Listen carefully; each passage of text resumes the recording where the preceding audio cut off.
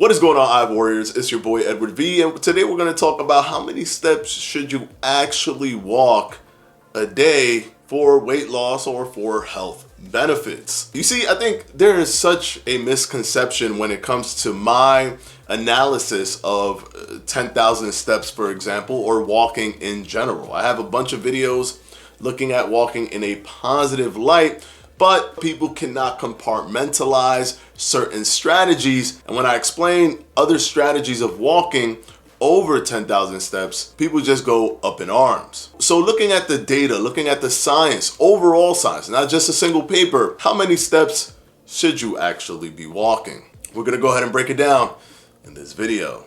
Stay tuned.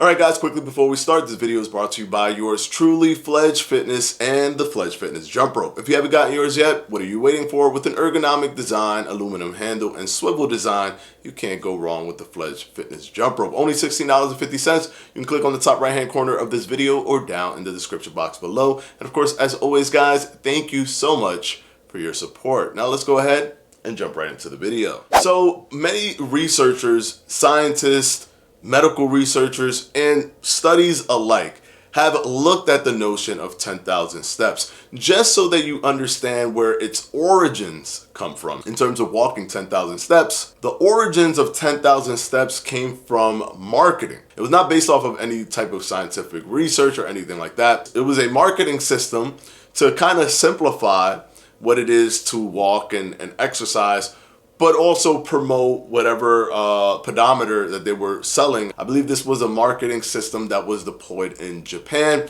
and it spread throughout the world, and a lot of people in the United States adopted it. It just gives them an indicator, okay, let me walk 10,000 steps. But what if I told you that 10,000 steps is too much? What if I told you that you don't need to walk 10,000 steps? Because most of what they see within the research, within the data, says that you start to see significant health and weight loss reductions starting at 4,400 steps. And the more steps you walk, the more weight loss and health increase, but it actually levels off in terms of health when you hit about 7,500 steps. Yes, that's right. The most you should be aiming for in terms of steps alone is about 7,500, not 10,000 steps. But the real tragedy from a 10,000 step system is that people use that as their sole system for weight loss. And although it is good to continue to walk, and even though 10,000 is more than 7,500, so therefore you're walking more, therefore you are burning more calories, that is granted, that is given. Yes, you are doing that, but you are also using that as a way to supplement for something else that you could be putting into the equation throughout your day. For example, resistance training that has been proven to increase your metabolic rate, which is an overall better system in terms of weight loss by adding that. So having the time and space to add that makes sense if you're walking at a shorter step count. But here's another kicker when it comes to steps, is that most research and studies out there indicate that you should not even focus on steps. The same way they ask you when you're running to not focus on miles. It's easier to do those things, but it's much better to actually focus on time. Walking for 20 minutes or walking for 40 minutes, that is a much more controlled system than 10,000 steps, because you can be faster in 10,000 steps or you can be slower with 10,000 steps. Regardless of the fact, an active 20 minutes per day is very beneficial and more of an indicator in terms of weight and health than it is for your actual step counting.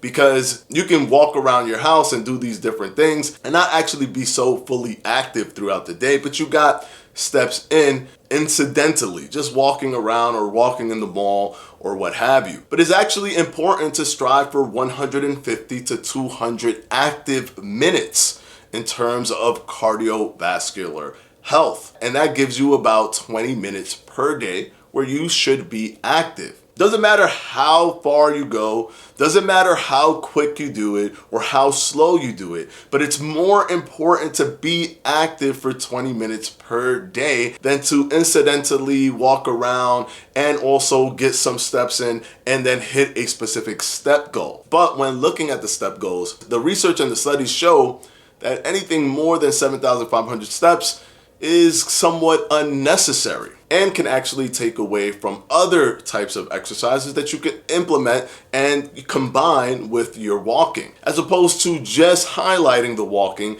on its own. Don't get me wrong, walking definitely 100% helps you. If you were just sitting on the couch and you started to walk, the person walking will be doing way better than the person sitting on the couch. And although 10,000 steps has helped a lot of people get out of the couch and start walking, a lot of times you do need to take it one step further in the understanding of the science of walking and the benefits that you get and how you can actually be as effective as possible when implementing a walking system. So the takeaway should be that you should focus more on time rather than steps, and the steps of 10,000 in and of itself was simply a marketing system. So you don't have to feel that you did not accomplish something if you didn't hit 10,000 steps that day.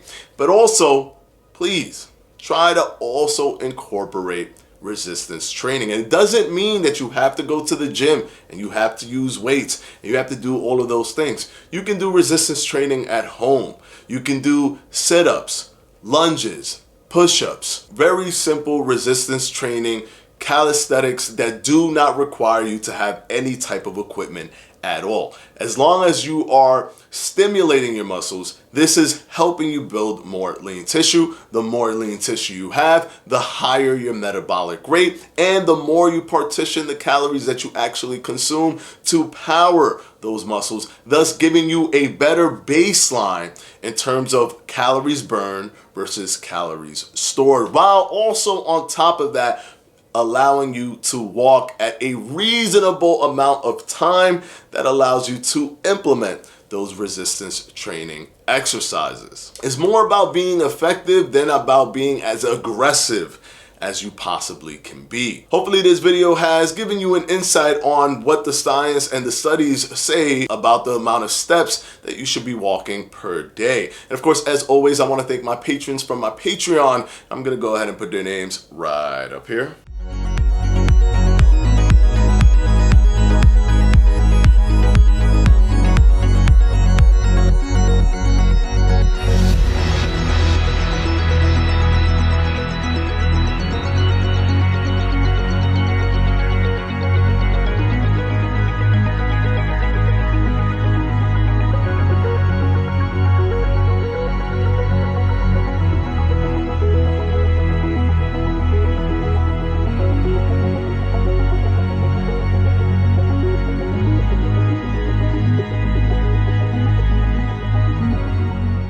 And as always, guys, I'll see you on Sunday for another FAQ. Peace!